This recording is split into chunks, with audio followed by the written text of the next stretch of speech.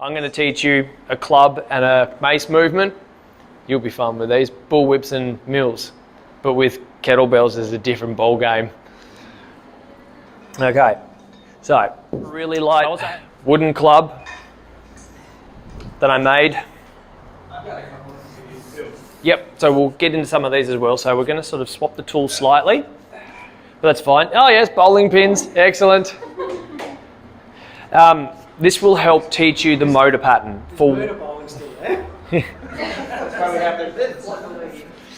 So this will teach you the motor pattern for the exercise that I want. And if you feel comfortable at picking up a kettlebell later, do it. But at least if you can do it with a club, I know full well you can do it with a bell later on. You've done this before. That's the thing.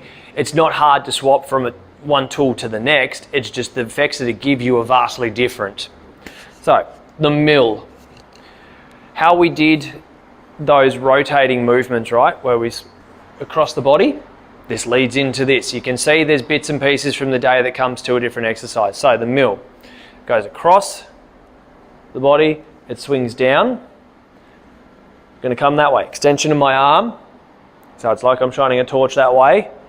I now bring it up and I think like I want to scratch my shoulder with this. It comes behind. Very, very similar here, and then throw. So it comes along. So it's all but your tennis serve. Yeah, that is a really good crossover to it, and I'm going to steal that from now on because it's like, it is like a tennis serve. And I've never thought of it, but your orientation, where your arm is. It's just our orientation is different. So yeah.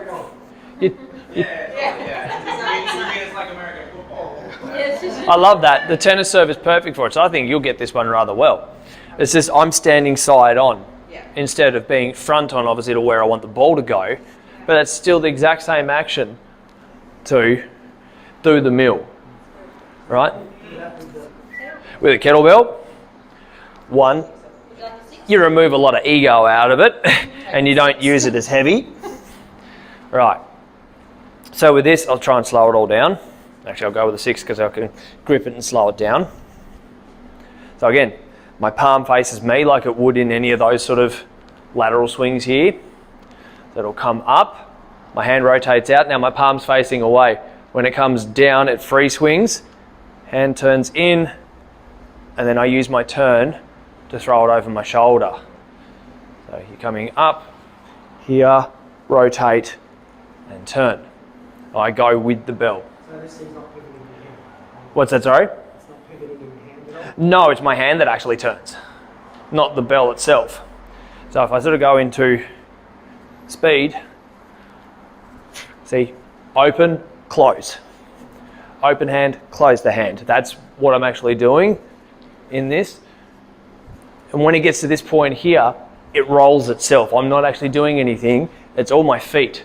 So this exercise, when you get really good at this and you start getting your technique down, you'll find this move sort of self-perpetuates. Once you've done 2 or 3 reps, it's kind of almost like you're just going and going and going without trying.